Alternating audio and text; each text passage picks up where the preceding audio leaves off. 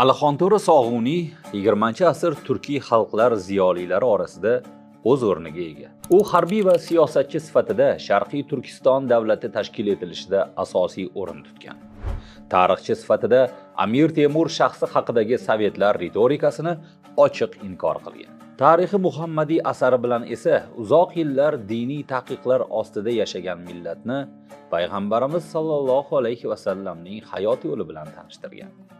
Kun.uz tarixdan hikoyalar ruknida bu gal Alixon To'ra Sog'uniyning hayot yo'li haqida hikoya qiladi. Mustamlaka zulmi ostiga tushib qolishimiz sabablarining birinchisi xonliklari vaqtida yuzaga kelgan ittifoqsizlik shumligidir. Hozirgi davrda millatimiz manfaatini dunyo siyosati darajasida to'la himoya qilish uchun Turkiston xalqlari, davlatlari birinchi navbatda mintaqaviy ittifoqqa birlashmoqlari zarur. Shundagina bu ittifoqning yaratadigan qudratli siyosiy va iqtisodiy salohiyati dunyo siyosatdonlarini undagi davlatlar manfaatini hurmat qilishga majbur qilishi mumkin. Bo'lmasa ma'lum bir tarixiy sharoitda qudratsiz davlatlar yana kuchli davlatlarning qurboni bo'ladi. Turkiston davlatlari birlashishlari uchun tabiiy asos mavjud. Bu tarix, yurt va madaniyat, umumiy din va til borligidir. Qur'on mo'minlarni birlik, ittifoqlikka qattiq undaydi.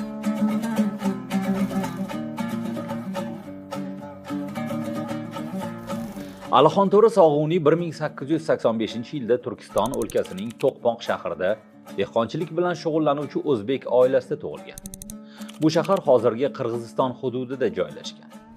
Alixon To'ra o'zining adabiy taxallusini ona shahrining qadimiy nomi Bolasog'un bilan bog'lagan.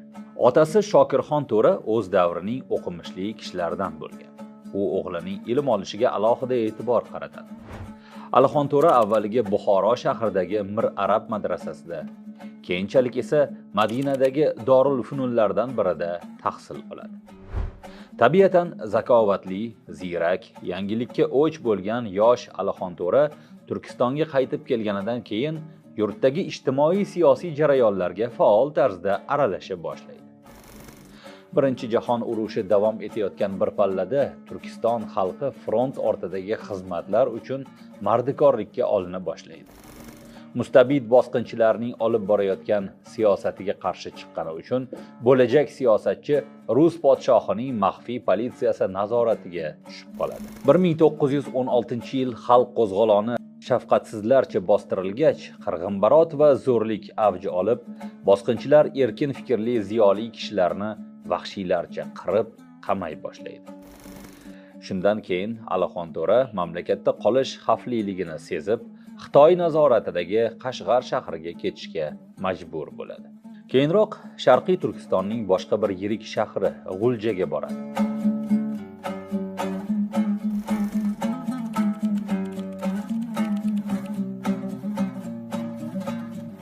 Sharqiy Turkiston hududida tarixan Uyg'urlar va kam sonli boshqa millatlar, qozoqlar, qirg'izlar, tojiklar va o'zbeklar istiqomat qilib kelishgan. 16-17 asrlarda bu hududda Uyg'ur xonligi, ya'ni Yarkent davlati bo'lgan. 1759-yilda o'sha paytda Xitoyda hukmronlik qilayotgan Qing sulolasi Sharqiy Turkistonni bosib olib, hududni mustamlakaga aylantiradi. Uzoq davom etgan qarshilik harakatlari natijasida 1864-yili Manjur Xitoy qo'shinlari quvib chiqarilgan va Uyg'urlar 7 shahar nomi bilan yangi mustaqil davlatini tiklagan. Lekin bu mustaqillik uzoq davom etmaydi. 1876-yilda Xitoy qo'shinlari yana bostirib kirishdi. 8 yillik qonli urushdan keyin Sharqiy Turkiston hududi Xitoy tarkibiga qayta qo'shib olinadi va bu yerlarga yangi chegara ma'nosini anglatuvchi Sinsian yoki Shinjon nomi beriladi. Sharqiy Turkistondagi milliy ozodlik harakatlari 20-asrda ham davom etgan. Qaynoq siyosiy jarayonlar kechayotgan bir paytda bu hududga kelib qolgan Alixon To'ra Uyg'ur xalqining milliy ozodlik harakatiga qo'shiladi. Xalq orasida yurtni ozod qilish g'oyalarini faol targ'ib qilgani sababli 1937-yilda Xitoy ma'murlari tomonidan hibsga olinib, umrbod qamoq jazosiga hukm qilindi. Sog'uniy qamoqda 4 yil bo'ladi. Bu davrda ham u ozodlik harakatini g'oyaviy jihatdan faol tarzda qo'llab-quvvatlashni davom ettiradi. 1941-yilda adliyaviy taftish natijasida Alixon To'ra ozod qilinadi. Shundan keyin Sog'uniy boshliq sharqiy turkistonliklar yurtni ozod qilish uchun umumxalq kurashini boshlab yuborishadi. 1943-yilda Sharqiy Turkiston ozodlik tashkiloti tuziladi. 1944-yil 7-10 noyabr kunlari G'uljada bo'lib o'tgan qurolli qo'zg'olon g'alaba qozonadi. Chankayshi va Gomindanchilar armiyasi ketma-ket janglarda mag'lub etiladi va ular chekina boshlaydi. 1944-yil 12 noyabrda Sharqiy Turkiston Jumhuriyati e'lon qilinib, Alixon To'ra Sog'uniy muvaqqat inqilobiy hukumat raisligiga saylangan. Milliy qo'shinni tuzish, uni qurollantirish va tarkibini mustahkamlash ishlarining tashabbuskori sifatida Alixon To'ra qo'shin bosh qo'mondoni etib tayinlangan va unga marshal oliy harbiy unvoni berilgan. Nima uchun keyingi asrlarda Turkiston xalqi bunday johiliyat botqog'iga botdi? Buning bosh sababi dinni asosi bilan tushunmagan ilm madaniyat dushmanlari hokimiyat tepasida bo'ldilar. O'zlarini din homiylari deb e'lon qilib, xalqni ma'rifat nuridan mahrum, zamonaviy fanniy ilmlardan butunlay yiroq tutdilar. Chet davlatlar bilan aloqa bog'lamadilar, o'qish-o'qitish ishlariga hech qanday ahamiyat bermadilar. Shuning uchun Turkiston xalqining ichida uyg'onish, fikr ochilish va bor sharoitdan foydalanish imkoniyatlari bo'lmadi. Davlatning inqirozi va millatning ongsizligiga shu johillar sababchidir.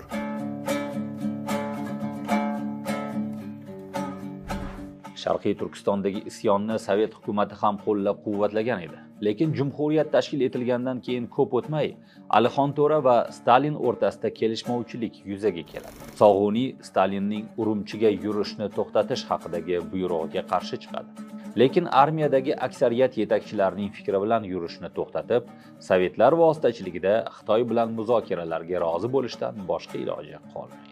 Sharqiy Turkiston Jumhuriyati tuzilganidan 19 oy o'tib, 1946-yil 10-iyunida Jumhuriyat va Xitoy rasmiylari o'rtasida Urumchida tinchlik bitimi imzolanadi. Bitim tuzilgandan keyin sanoqli kunlar ichida KGB Alixon To'rani o'g'irlab ketgan. Siyosatchi yashirin va majburiy tarzda Toshkentga olib kelinib, uy qamog'iga tashlanadi. Bu vaqtda u 61 yoshda edi. Katta siyosiy hayotdan uzib qo'yilgan Alixon To'ra umrining qolgan qismida ijod bilan shug'ullanadi. Vafotiga qadar 30 yilga yaqin vaqt davomida bir qancha bebaho asarlar yozadi. Fors va arab tillaridagi bir qator nodir asarlarni o'zbek tiliga tarjima qiladi.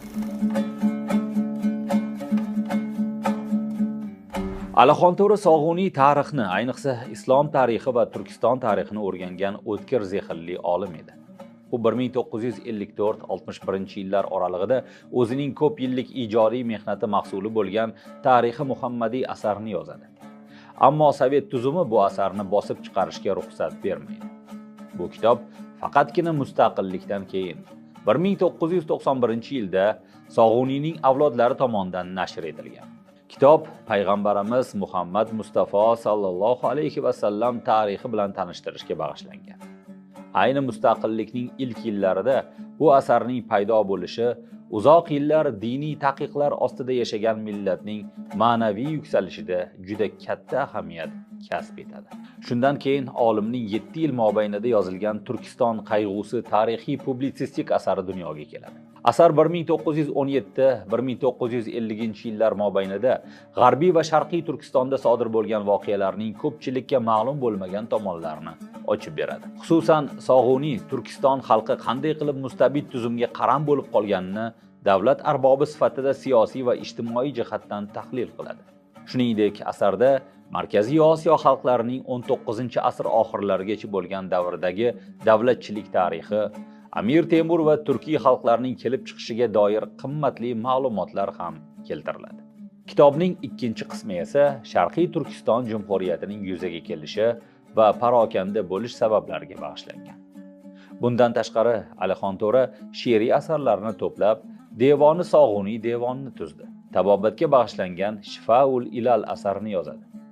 Alixon To'raning yana bir eng katta xizmati u Sovetlar tomonidan Amir Temur shaxsiyatiga qo'yilgan qator ayblovlar asossiz ekanini dalillar bilan isbotlab bergan. Sho'ro hukumati esa sarkardani qonxo'r va johil qilib ko'rsatib kelgan. 1967-yilda Sog'uniy Temur tuzuklari asarini forsiydan tarjima qilib, Guliston jurnalida chop qila boshlaydi. Ammo adolat yuzaga chiqayotgandan qo'rqqan o'sha davrning ayrim rahbarlari asarni oxirigacha nashr qilishga qarshilik ko'rsatishadi. Ahmad Donishning Nodir voqealar, Herman Vamberining Movarounnahr yoki Buxoro tarixi, Darvish Ali Changiyning Musiqa risolasi kabi asarlari ham Alixon To'ra Sog'uniy tomonidan o'zbek tiliga tarjima qilingan. Sog'uniy milliy tilni milliy tuyg'uning asosiy bo'g'ini deb biladi. Ona tilining qadri qanchalik baland bo'lsa, millatning mavqei shunchalik baland bo'ladi. Milliy tuyg'u saqlanib qoladi deb hisoblagan. Milliy hokimiyatimizdan hozircha ajrab turgan bo'lsak ham, milliy hissiyotimizdan ajramay, uni saqlay olsak, kelajakda dushmanlarga yutilishdan o'zimizni qutqara olamiz. Endi bu maqsadga yetish uchun qo'yilgan masalalarning eng birinchi sharti til masalasidir.